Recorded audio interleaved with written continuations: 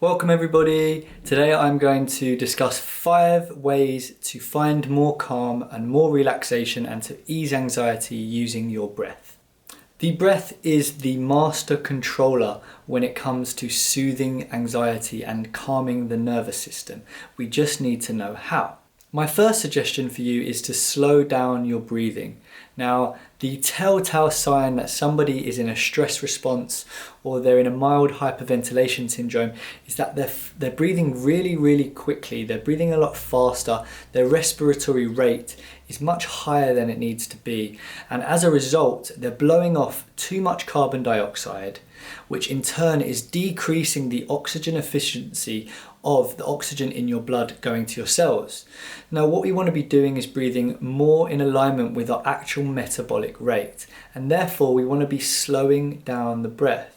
Now, a good goal to work towards is about 6 seconds per minute, which works out to about 5 to 6 seconds per inhale and per exhale. Now, this is actually something called coherent breathing or resonant frequency breathing, which has a whole cascade of amazing science-backed proven benefits for your physiology, but it's good to just work this into your daily practice, into your habitual breathing. To recap, many people are over breathing, and if you're somebody who's feeling stressed and anxious, the likelihood is that you're actually going to be breathing predominantly in the upper chest very quickly. So we want to be slowing the breath right down, relaxing the body and finding calm, settling into the body and slowing the breath down. This is exactly how we breathe when we're very deeply relaxed, when we're in deep sleep and when we're in deep meditation. The breath can flow very smoothly. In fact, Lao Tzu, the writer of the Tao Te Ching, known as one of the wisest books ever written, once said, "The perfect man breathes as if he is not breathing at all." So we really want to slow the breath down. And ultimately, the reason for this is so we breathe more in alignment with our actual metabolic rate, and we increase our oxygen efficiency when we slow down the breath. I know it's not what you would intuit, that actually by breathing less, we increase our oxygen efficiency, but this is how it works. And this is the other thing. When we breathe slowly, what we do is we slow down our heart rate. Now, you can imagine your heart is like a car, and the mileage on your car is the amount of heartbeats that have ever been taking place in your heart. So for instance, a car that's driven 1,000 miles every single day is going to run out a lot quicker than a car that just runs a few miles every day. Similar to your heart. If you slow down your breath, you slow down your heart rate, and your heart expends less energy. And the theory behind this is that actually this might elongate your life, and this is the basis of pranayama, extension of life force, extension of life. And if you look at the animals that actually live the longest, they're the ones with the lowest heart rate and the lowest respiratory rate. So slow down to live more. The second suggestion that I have for you is actually to breathe like a baby breathes. If you watch how a baby breathes, it will be breathing with its belly. It will be breathing diaphragmatically. Now, if you don't know what your diaphragm is, there is a sheet of muscle that sits just below the floating ribs, and what this does is it acts to create a vacuum inside your chest cavity, drawing air into the body. So when we inhale, our diaphragm pulls down, this thick sheet of muscle pulls down and draws the air into the lungs. This is your primary breathing muscle. Now, many people just absolutely aren't using this muscle at all, and they're breathing very shallow in the chest. Now what this is doing is it's directly stimulating a stress response in the body. Now the sympathetic nervous system, the fight or flight response, more nerves are actually situated in the upper lobes of the lungs. So therefore, by breathing in this way, we're actually stimulating that sympathetic response. If you look at how somebody's breathing when they're out of breath, when they've been activated, they'll be breathing in largely using the upper chest. Sometimes people use the shoulders and the neck. So the invitation is actually to not use your shoulders, not use your neck, and to instead use your primary breathing muscle, which is your diaphragm. Now, actually, we breathe on average around 25,000 times every day, which adds up to about 500 million times in the average lifespan. So if you're one of these people that is breathing like this, breathing with the shoulders, those muscles are going to get tired a lot quicker. So What we want to be doing is using the diaphragm to breathe as opposed to using more of the upper chest and the shoulders and the neck. So you want to invite the breath to draw down deep into the lower belly as if you're breathing down through the floor, breathing in literally down through the base of your spine, filling up from the base, creating this grounded space within and really expanding like in 360 direction, as if it's filling up the side body, filling up the back, really using this deep belly breath. Now, one of the ways that you can do this, if you're not used to this, it's going to feel a bit weird at first because you're not used to it. You haven't breathed like this probably since you was about 4 or 5 years old. So what you want to be doing is visualizing a balloon in your belly button, literally in the center of your being, expanding in all directions as you inhale. Now, you might be someone whose belly actually goes in as they breathe in. This is called paradoxical or reverse breathing. It's largely because of some kind of obstruction where you can't breathe through the nose, or you've got some type of sleep apnea or something like this. My invitation for you is to just practice. It's going to take a little bit of time to get used to it. One of the things that you can do is actually you can force the exhale out and really push that exhale as if you've got a balloon in the belly button, and really focus on that. Use your hands to bring your awareness there, and it will help you to actually bring that awareness within. And it's going to take some time to cultivate it, but I've seen people change very quickly, and I know that you can too. When we breathe diaphragmatically like this, it sends signals to our body that we are safe and that we can relax. It is the number one tool to zone into the parasympathetic relaxation response. Actually, the lower lobes of the lungs have more nerves associated with the parasympathetic rest and digest relaxation response. So by breathing lower in the lungs using the diaphragm, we actually draw more oxygen into the body, the efficiency increases, but we send signals and we activate the rest and digest parasympathetic response. My third suggestion, which helps breathe slowly and helps breathe with your diaphragm, is breathe through the nose. Yet this underrated organ that has been designed and evolved over millions of years to breathe through. This is just a backup. So if you're a mouth breather, begin to breathe with your nose. There is so many reasons why you need to breathe through your nose.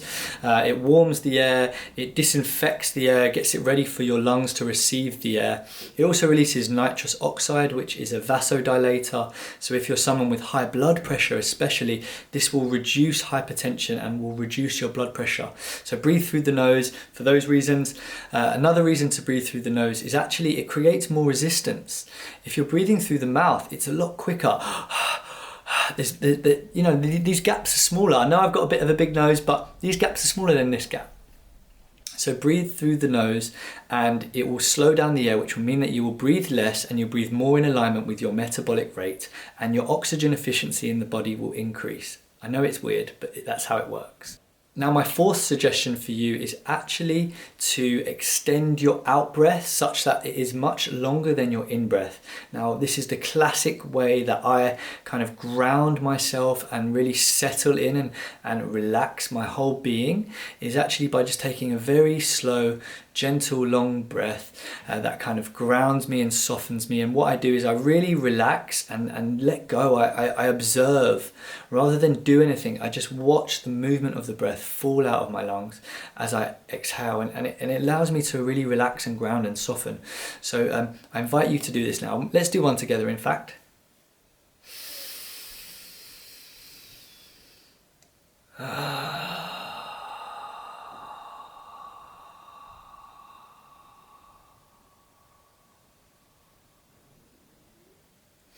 So you can do this through the nose, through the mouth, but generally you really want to extend that out breath such that it is much longer than the in breath. You can practice with 4 seconds in, 8 seconds out, and then you can take it even further, 4 seconds in, 12 seconds out. Just really extend that out breath. This is one of the best ways to stimulate something called the vagus nerve. This is the 10th cranial nerve that runs from the base of the skull through the face, down through almost every single organ, down to the base of the spine, and it is the highway of the parasympathetic response. Now, this is why when we put cold water on our face, it calms us down, or when we hum, it calms us down and relaxes us, because it's stimulating the vagus nerve. The way I look at the in and out breath is that it's the yin and yang, it's the duality of life. Everything is a duality. Everything is masculine, there's feminine, there's hot, there's cold, there's light, there's dark. There's inhale, there's exhale. So the inhale is very activating. When we inhale more, we activate the sympathetic response, and it energizes us.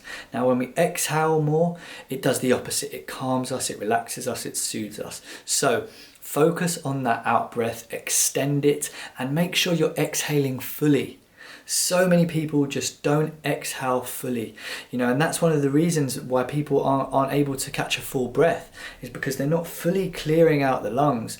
And when you do this, it's making space for new fresh oxygen, for new fresh prana, life force.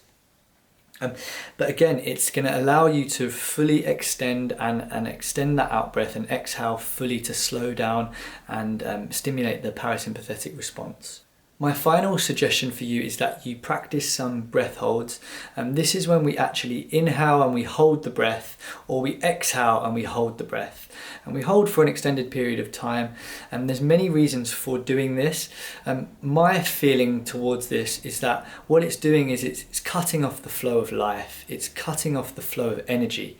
Now, this is especially good if you need to break your state.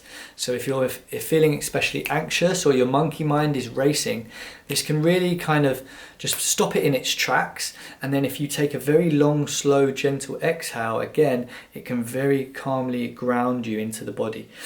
So yeah, practice some breath holds. And again, there's other reasons for this, like training your chemoreceptors, so your carbon dioxide tolerance increases, which increases your efficiency in the body. And this is something called the Buteyko method largely. But what we want to be doing in the body, but what we want to be doing now really is just soothing and calming and breaking that state. So I would suggest practice a 4-7-8 technique. This was made famous by Andrew Weil, a very famous integrative medicine doctor. And basically we inhale for 4 seconds through the nose, we hold for 7 seconds, and then we exhale with a sound or an open mouth for 8 seconds. We do that 4 rounds. And again, if you need to sleep or if you need to relax, this is really, really good for anybody with anxiety. Please be careful practicing with breath holds if you're pregnant or if you've got heart problems. Okay, so that is 5 suggestions that I have for you to use your breath to invoke more calm and to activate that relaxation response, to hack into your nervous system, to find more peace, to find more relaxation, and to find more balance within. If you like this video, please make sure to subscribe and like and comment with anything, any suggestions, any feedback. I'd love to hear your experience. I will make sure to get back to you. And also please share this with anybody that you think could benefit from these teachings. I look forward to seeing you soon, and I wish you all the best.